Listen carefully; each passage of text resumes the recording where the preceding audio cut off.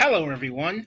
My name is Don, the movie reviewer, and today I want to talk about my top 10 favorite movies of all time.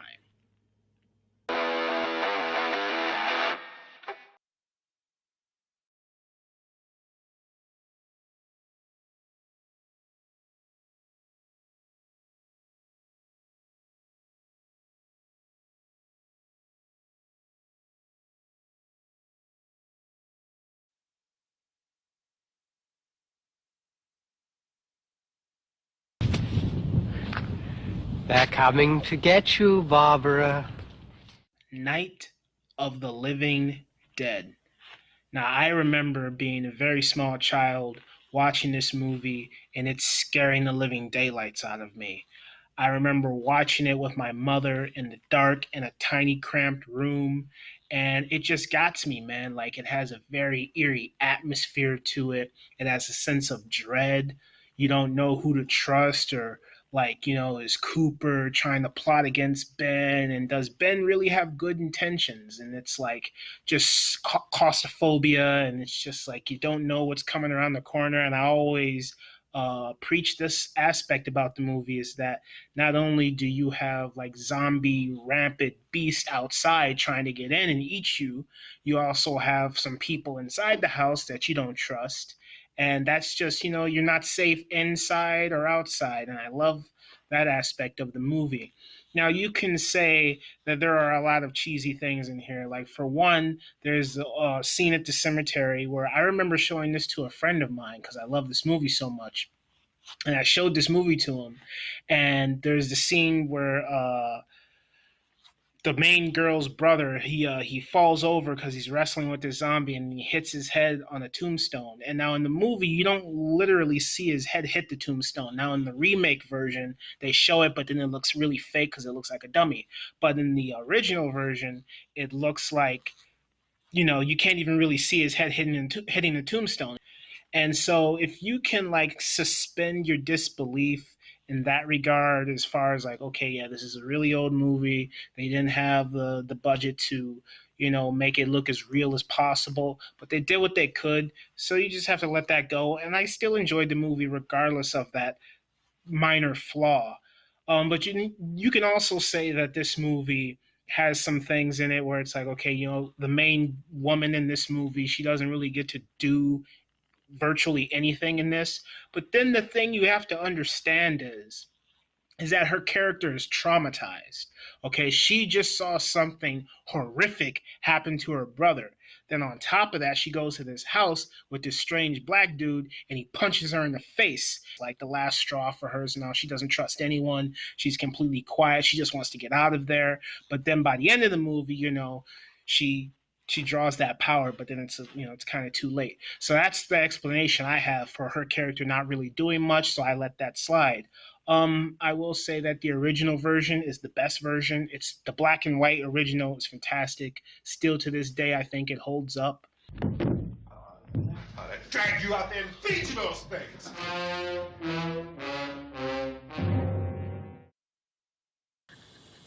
Hungry and cold and hunted. I'm gonna die out here. The Blair Witch Project. Now, I know a lot of people are going to hate me for picking this movie, but I don't care. I love the Blair Witch Project. I grew up with the Blair Witch Project. It is near and dear to my heart because I remember being a little kid in junior high, and everyone was ranting and raving about this movie, like, "Oh man, you got to see Blair Witch Project, left and right." And that whole hype train about, oh, is it real, is it not, and the internet was just starting to boom and everything. And I missed my opportunity to watch this movie in the theater. And I remember being able to, back when Blockbuster was still around, my mother, she picked up the VHS from Blockbuster, brought it home. I watched it in the dark by myself in her room, and I was terrified. I was so terrified. That movie scared me. And I was only like, what, 10 years old. And the movie scared me. It scared me to death. Like, I was so terrified of that movie. I loved the Blair Witch so much that when the sequel came out, I immediately rushed to the theater to see Blair Witch 2. I was like, I can't miss this opportunity. And I don't hate Book of Shadows, Blair Witch 2. I think it's an okay movie as long as you don't put it and connect it with the original Blair Witch Project. And then that new Blair Witch Project 2016 movie's garbage. But the Blair Witch Project, the original Blair Witch Project, is fantastic. And then it's like the thing I love about it so much is that it has this vibe to it where it's just like it's there's something out there, but you don't know what it is. And there's been a lot of theories as about what is really going on in this movie. And it's like, is it a witch? Is it a person? Is it? I mean, clearly there's supernatural stuff happening in the movie with like um, you hear these kids like the tent shaking scene. You hear these kids in the background, which is really creepy. Like that's one of my favorite scenes when they're in the tent. And you hear like this just growling sound out there in dark woods. You don't know what it is. And then at night they hear all these noises surrounding them. It's just creepy, man. And then my favorite scene in the movie is when they hear Josh screaming. Like that scene is so frightening. You hear it multiple times. It's like you hear him screaming out there in the pitch black woods, and you have no idea where it's coming from. And then you don't even know where he is, and you don't even know if it's him. You know, putting yourself in that mind state, it's just so creepy and eerie. Like I think Blair Witch Project still holds up. It's one of the best horror movies. I love the Blair Witch Project. Come on, you can do better than that. Guys, we have things to prepare for here. Okay, here's your motivation. You're lost. You're angry in the woods, and no one here is here to help you. There's a fucking witch, and she keeps leaving shit outside your door. There's no one here to help you. She left little trinkets. You fucking took one of them. She ran after us. There's no one here to help you. We walked for 15 hours today. We ended up in the same place. There's no one here to help you. That's your motivation. That's your motivation. Don't you worry like a big bear with claws and with fangs, Big man. fucking teeth, Yeah, man. fucking teeth on you. She's just like this little bunny who's just kind of cowering in the corner. Shivering. Yeah. I love Swingers, man. I remember I was living in a different state at the time. I was going through a very tough transitional period in my life, and I was very depressed. And I knew who John Favreau was, and I don't remember if I had seen any other of his movies before. Like I know I saw Iron Man, stuff like that, but I was late to the party with Swingers. I was very depressed one time, and I rented. Actually, I bought Swingers from a video store. I took it home, and as soon as I put that movie in, man, money, baby, money, absolute money. Like I love this movie, Swingers. It's so funny. You got a young Vince Vaughn in there who's very hilarious. You got a young Jon Favreau in there who's fantastic. My favorite scene in that movie is when he's calling the girl on the answering machine, and he keeps screwing it up, and he keeps calling her back, and then she finally calls him back and says, "Don't call me again." It's fantastic. Love that scene. Every single scene. When they go to the casino and they play that music, like, yeah, like Your Money, baby, and then and they talk to the waitresses and everything, and the whole movie. Even this guy's fantastic. I love him in the movie, and he's great. And all of his the whole movie of Swingers, man, the entire thing, like it's such an upbeat movie, and it's just like just guys hanging out, having a good time, trying to find themselves, trying to create themselves, trying to make something of themselves and do something to propel their lives forward. And you got Jon Favreau in here who just like, he's heartbroken, he's down in the dumps, and I know how that goes, and I love Swingers, man. It definitely holds a place in my heart because it helped me through my depression.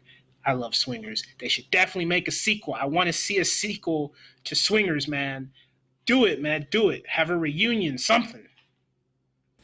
You gotta let go of the past, and Mikey, when you do, I'm telling you, the future is beautiful. All right? Look out the window.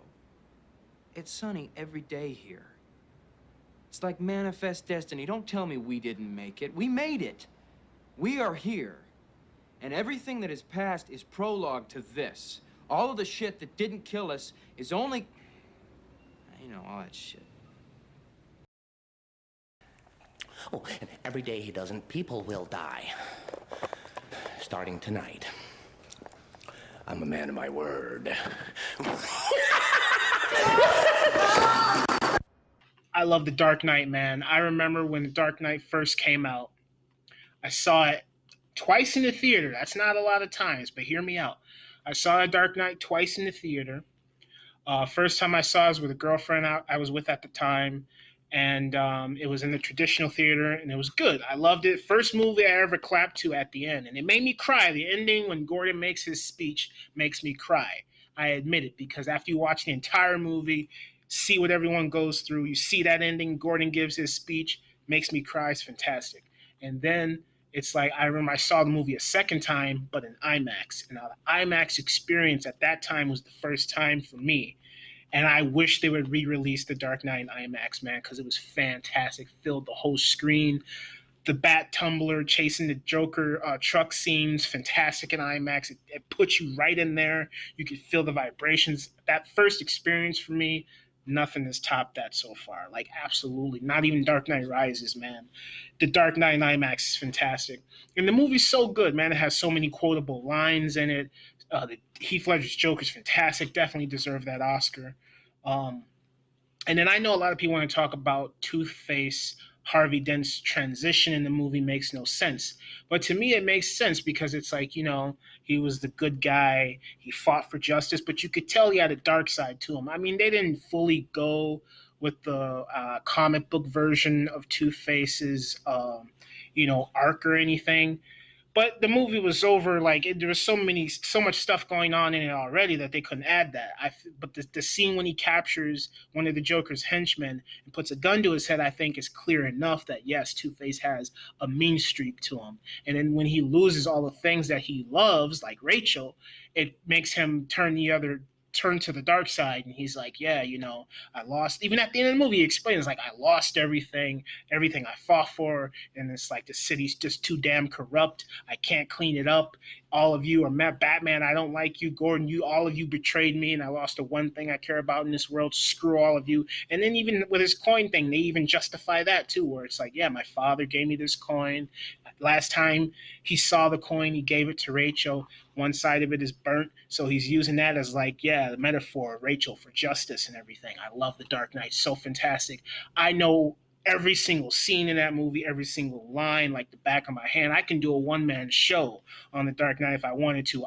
When The Dark Knight came out on DVD, I watched it every day after school, every single day after school. I watch The Dark Knight is faithful and as many times as Christians read their Bible.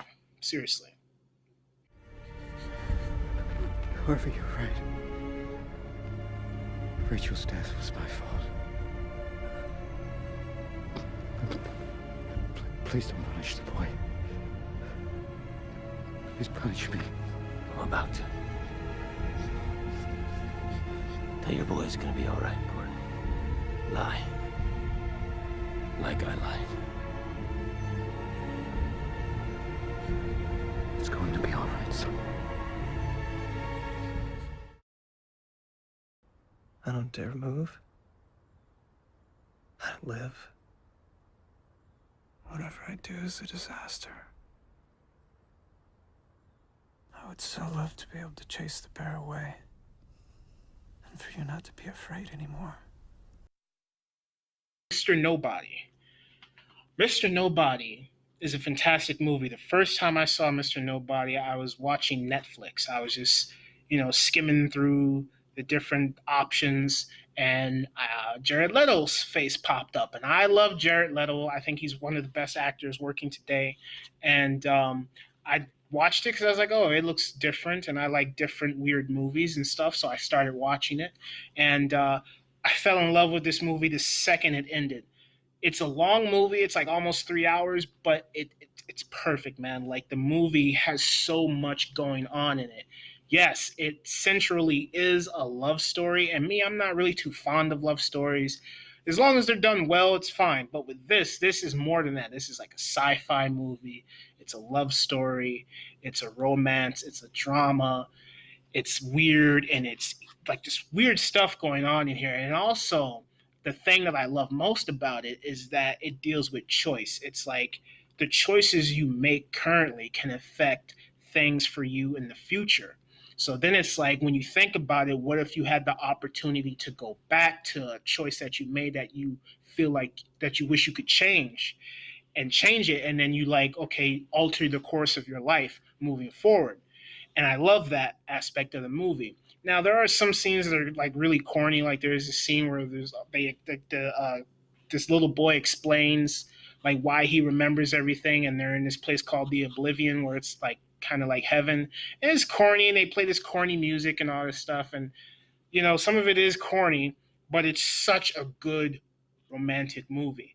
And I feel like it deals with the reality of romance, where it's like you meet someone and you're with someone, but then why are you with them? What purpose are you with them for? And do you really love them? And do they really love you? And did you make the right choice? And if you were with this other person, would things be different? Like Mr. Nobody's fantastic. It's visually impressive. The directing is amazing. The whole like multi-layered storyline to it is just breathtaking. This movie is amazing. I love Mr. Nobody. It's awesome. It's fantastic. One thing I will say is that if you do watch Mr. Nobody, watch the unrated version or the extended version. Watch that because it explains a lot more. Like if you watch the theatrical version, they cut some things out of there. So then when there are things happening, it's kind of confusing. Like, why is this currently taking place? But if you watch the unrated extended version, it puts all those scenes back in there, and it gives more context to what's actually going on. And yeah, I definitely recommend that version. Mr. Nobody, fantastic movie. Me, I wear shorts. I'm 9 years old. I could run faster than a train. I can't feel my aching back anymore. I'm 15. I'm 15. And I'm in love. I'm in love.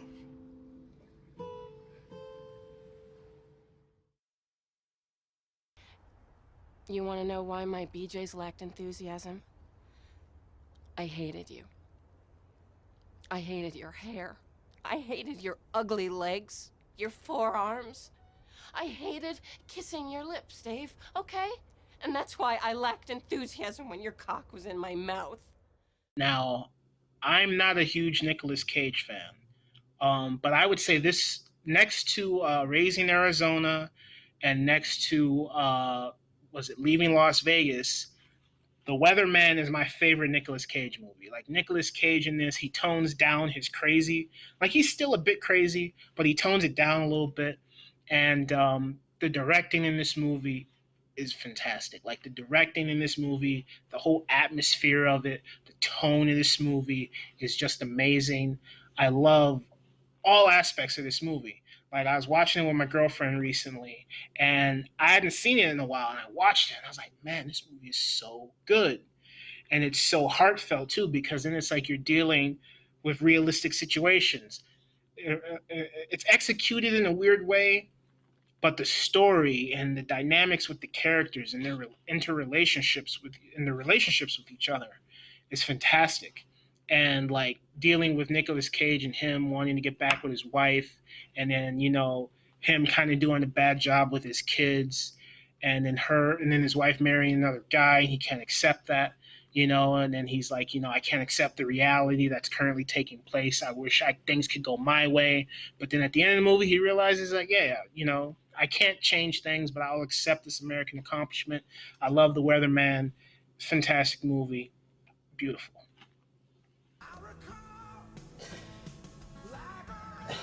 I have to go to work. David.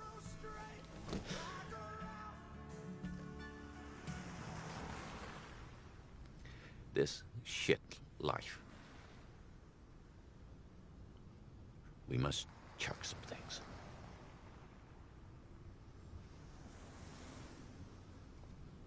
We must chuck them. In this shit life.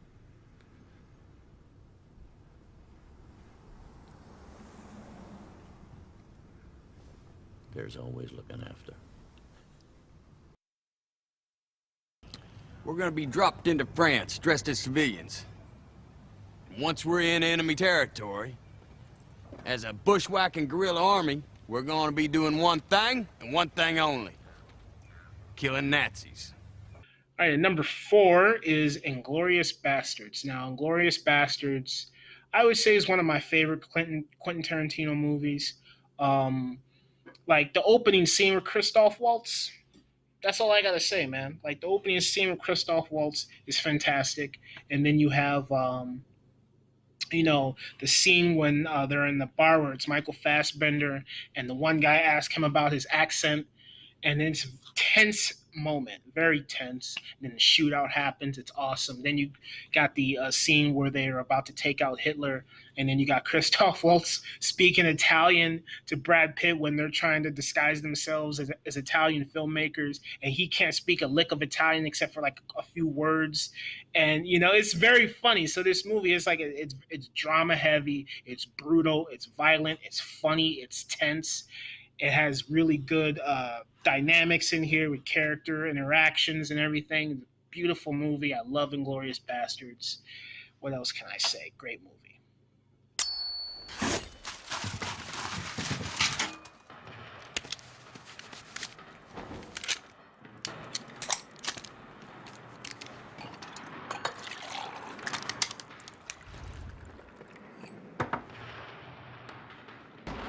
Champagne?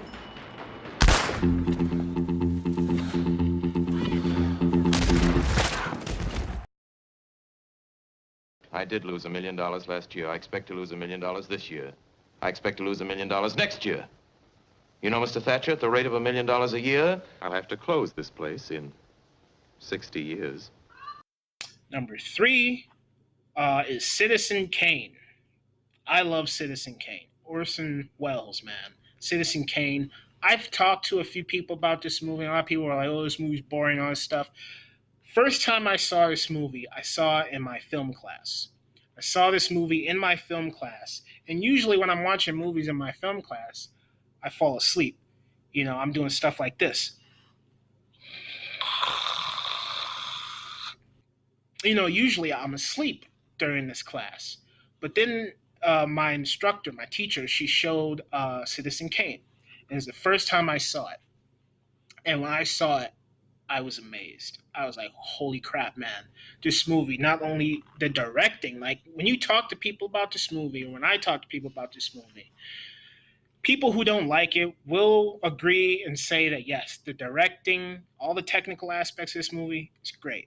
The story, not so much. But with me, I love the story and the directing technical aspects in this movie. Like, yes, the directing, the low angle shots, the set pieces, the way the camera pans out, the whole directing aspect of this movie is flawless. The set pieces are amazing. They're breathtaking. The makeup, I will say, is, to me, the only thing that's bad about this movie is the makeup. Like when Orson Welles turns himself into an old guy, the makeup looks really bad. But that's the only negative thing I can say about this movie. Everything else in this movie, I feel, is solid. Even the story, because it's about the rise and fall of this one individual. Now, is it an extremely compelling story? I would say so, yes, for the most part, because it's like, okay, how I can break it down as simply as possible is like this. It shows you, like, first the movie starts off as a mystery. It's like, uh, who was Foster Kane? Who was he? Let's look up his history. He was this great publisher, this man, owner of this newspaper, and we're gonna figure out his history, make a documentary. Then they need this one piece of information, Rosebud. What is that? So they investigate, and they can't find anything. No one knows anything about Rosebud, nothing. So they ask all these people, and they get all these accounts of his life, and they unfold this mystery. Most stuff they already know. There's this one scene in the movie, fantastic shot. It's a very good blocking shot, where there is this guy who comes into Foster Kane's foster home and talks to his family about, yeah, he's got this inheritance and he needs to come with me. And in the background outside, you see the child version of Foster Kane just running amok outside, playing with his sled and everything. He's just having a good time. He's innocent. He's a child. He doesn't know right from wrong and all that. So he's just a kid. So then when this guy comes and takes him, and then he grows up into the man he ultimately becomes, he turns into a very nasty, ambitious individual who will do anything to get his way. The money corrupts him. Now, the movie doesn't dig extremely deep into that or anything, but I feel like it does the job well enough to where you understand. And I love Citizen Kane. I don't care what anyone says. Citizen Kane is a great movie.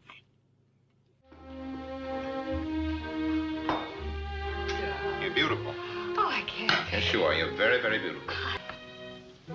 Do you know how long you kept me waiting last night while you went to the newspaper for 10 minutes? You sent Junior the most incredible atrocity yesterday, Charles. I simply can't have it in the nursery. People will think... What I tell them to think.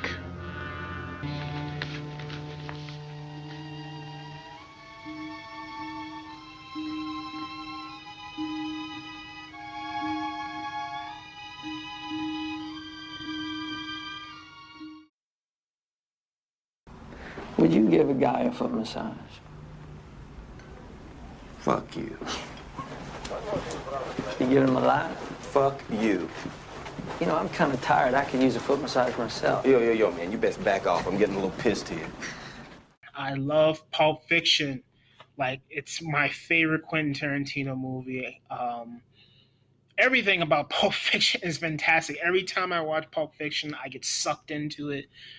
Every piece of dialogue about cheeseburgers and the metric system and massaging women's feet and just throwing people out of windows and stuff is fantastic. John Travolta's great in this movie. Samuel L. Jackson's great in this movie. Everybody's great in this. Ving Rhames is great in this movie. Bruce Willis is great in this movie. Every scene in this movie is absolutely flawless. Like, Pulp Fiction is the best movie. It's the best movie ever made. Well, one of the best movies ever made, because it's not number one on this list. It's number two, but I love it. It's near and dear to my heart. I love me some Pulp Fiction, man. I don't need to say any more about this. See, now I'm thinking, maybe it means you're the evil man, and I'm the righteous man. And Mr. 9mm here, he's the shepherd protecting my righteous ass in the valley of darkness. Or it could mean you're the righteous man, and I'm the shepherd. And it's the world that's evil and selfish. Now, I'd like that. But that shit ain't the truth. The truth is, you're the weak, and I'm the tyranny of evil men. But I'm trying, Ringo. I'm trying real hard to be the shepherd.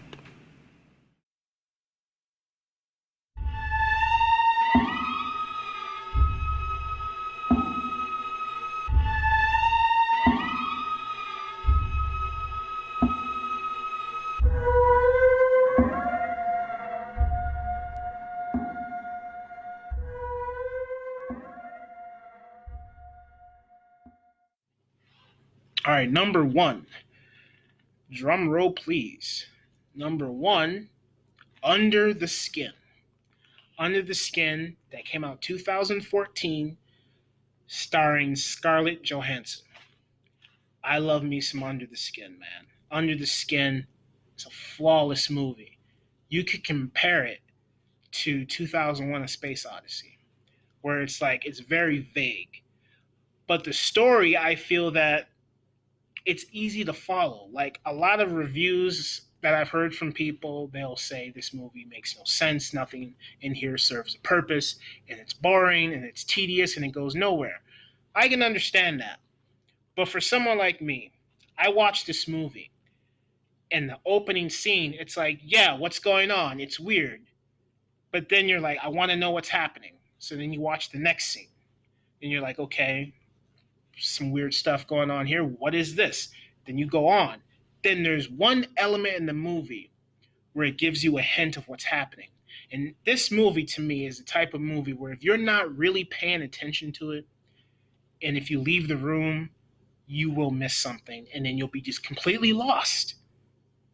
And it's like, it's a movie, it's a puzzle builder where it's like, okay, you get one piece of the puzzle, you get another piece of the puzzle, and then you just have scattered pieces, and then you may put one piece over here and connect it to the other. But then by the end of the movie, you get your final piece. Then it tells you, it spells it out for you. This is what was going on throughout this entire movie.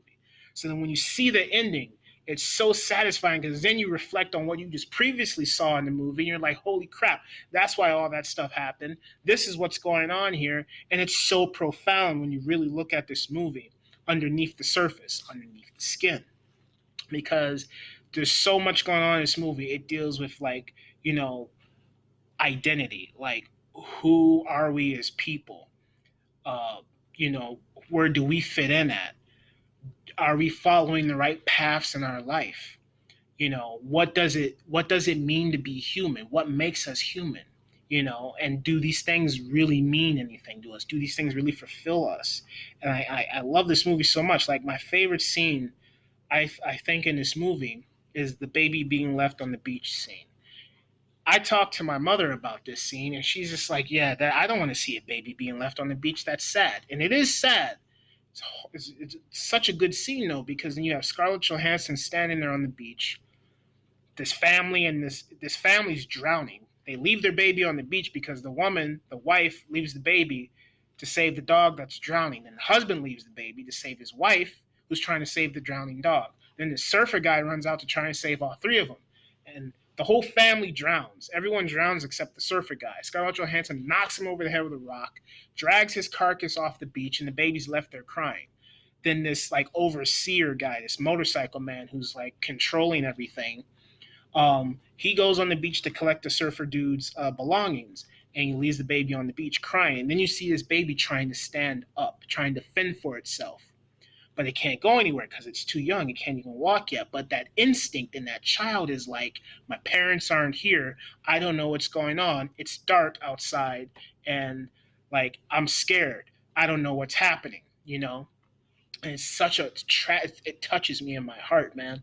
And then later on, you see Scarlett Johansson sitting in her car. Then she hears a baby crying, and then she's wondering where it's coming from. Then she looks and she sees the baby crying. And then you see throughout the movie, Scarlett Johansson's character slowly starts to feel emotion, and that's what triggers her into her downward spiral. And it's such a great movie, man. Like, visually, it's magnificent. The soundtrack is just eerie and creepy. The story execution may be boring to some, but to me, it's extremely well paced. It's very well done, and there's minimal amount of dialogue. This movie, Scarlett Johansson, to me, is one of the best actresses working today, because in this movie, she tells a story about her character and what's going on through facial expressions, through eye movements, through body language. And that's something that's not easy to do. And that's why I love this movie so much. Under the Skin, my favorite movie. So, yeah, this is my top 10 favorite movie list.